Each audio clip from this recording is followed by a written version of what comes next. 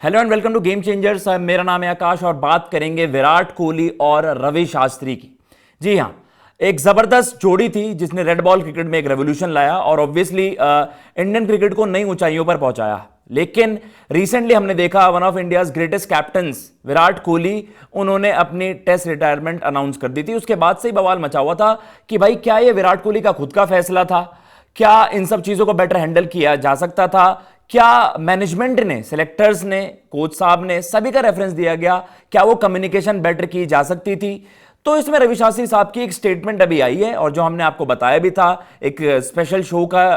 15 तारीख को एक स्पेशल शो आने वाला है जिसमें इंडिया का जो पिछला दौरा था 21 और 22, वहां पर इंडिया की जो सक्सेस थी विराट कोहली के अंडर, हमने देखा था कि इंडिया वहां पर पहले लीड कर रहा था एंड देन फिफ्थ टेस्ट में वहां पर लेवल हो गई थी चीजें। लेकिन विराट कोहली की ग्रेटनेस को, कैप्टनसी को, उस तरीके से आप कह सकते हैं वो सारी चीजें सेलिब्रेट की जाने वाली बात है। तो उस शो में उस तरीके का कुछ डिस्कशन चल रहा था। तो कहीं ना कहीं उसका एक प्रोमो है, उसका एक प्रोमो जो आया है सोशल मीडिया पर, आप कह सकते हैं वो बहुत ज्यादा वायरल हुआ। लेकिन उसमें कह सकते हैं कि एक स्टेटमेंट आई रवि शास्त्री साहब की और कहीं ना कहीं उसको फिर उस तरीके से यूज किया गया और सोशल मीडिया पर जो सारी चीजें वायरल हो रही हैं कि भाई वो किस कंटेक्स्ट में कही गई बात और कहीं ना कहीं उसका परसेप्शन क्या था उस बात का।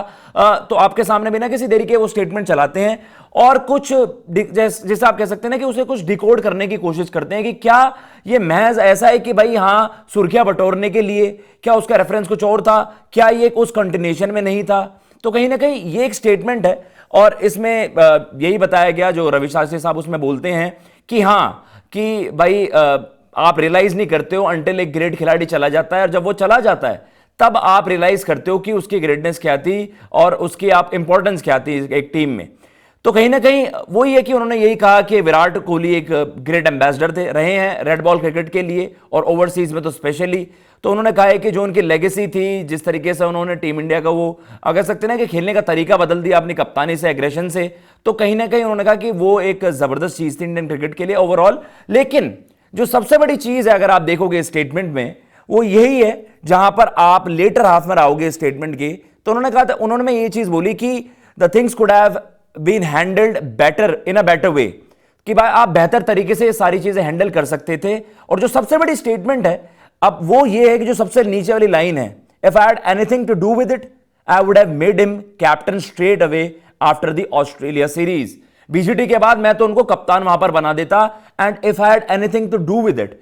तो कहीं ना कहीं इस स्टेटमेंट ने कहीं ना कहीं सोशल मीडिया पर बहुत ज्यादा सनसनी मचा दी है। और अब सवाल ये उठ रहे हैं जो जिनको लेकर स्पेकुलेशंस पहले भी थे, जो पहले रिपोर्ट्स आई थी और even media giants, print media giants, उन्होंने भी इस तरीके से का कंटेक्स्ट वहां पर यूज किया है कि भाई ऑल मतलब ये आप कह सकते हैं कि एक इस स्टेटमेंट ने कहीं ना कहीं वो समअप कर दी है चीजें, क्योंकि आपको पता है विराट कोहली और रवि शास्त्री साहब की जोड़ी या उनका कह सकते हैं उनकी कमराडरी बड़ी जबरदस्त रही है और कहीं ना कहीं वो डिस्कशंस वाली बात है। अब ये मान लिया गया है सबने, भाई ये तो आप कह सकते हैं कि लिख भी दिया गया है कि विराट कोहली वांटेड कैप्टनसी एक शॉर्ट पीरियड के लिए, चाहे वो ऐसा होता, लेकिन बीजीडी के बाद विराट कोहली कप्तानी चाहते थे और मैनेजमेंट ऐसा नहीं चाहता था। मैनेजमेंट चाहता था कि भाई आप किसी यंगस्टर को ग्रूम करो जो फ्यूचर में भी आप जिसको मतलब माने कि हाँ यहां से अब हम फ्यूचर देख रहे हैं। तो कहीं ना कहीं अब ये सारा बवाल वहां पर मच रहा है कि विराट कोहली कप्तानी चाहते थे जस्ट बिकॉज रवि शास्त्री साहब की एक स्टेटमेंट आई है। लेकिन हमने देखा है कि भाई कभी कभार आप कहते हैं ना कि सोशल मीडिया पर जो चीजें दिखती हैं वो होती नहीं है। अब ये जो स्टेटमेंट है, क्या वो उस स्टेटमेंट के कॉन्टिन्यूएशन में कहा गया,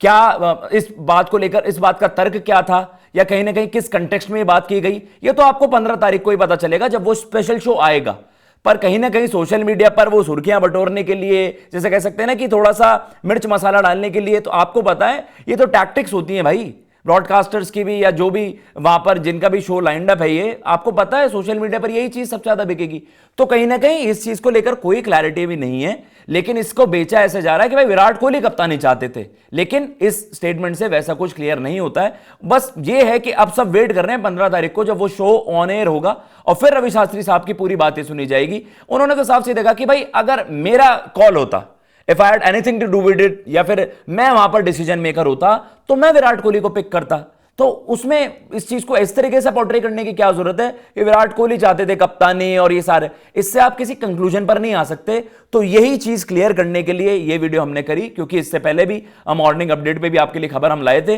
तो बस ये आपको बताना था, क्योंकि अब सोशल मीडिया पर सब जगह यही ट्रेंड हो रहा है और ये आपको क्लैरिटी देनी थी। जैसा हमने बताया आपको भाई, अब 15 तारीख को पता चलेगा जब ये शो ऑन एयर होगा, और पूरी बात को आप कंटेक्स्ट में रखकर फिर आप कंक्लूजन पर आ सकते हैं कि क्या पूरी बात का मसला है या क्या उस पूरी बात का मतलब है। फिलहाल आप बताइएगा कमेंट बॉक्स में, क्या आपको लगता है कि भाई ऐसा कुछ मसला था, क्या विराट कोहली का ये फोर्स्ड रिटायरमेंट हुआ, क्या उनकी तरफ से कम्युनिकेशन कुछ और थी लेकिन मैनेजमेंट ने उस चीज को डिनाई कर दिया? क्योंकि बाद में तो यही बताया गया ना, वो प्रेस कॉन्फ्रेंस आपको याद भी आएगी कि वहां पर विराट कोहली से मतलब उन्होंने कहा कि Virat Kohli he made up his mind, April में ही बता दिया था, अजीत अग्रकर साहब भी थे, तो उन्होंने वहां पर सारी चीजें ये थी। तो लेट्स सी भाई इस चीज पर क्या कुछ निकल कर आती है सारी चीजें सामने। फिलहाल मैं लेता हूं इजाजत, जय हिंद,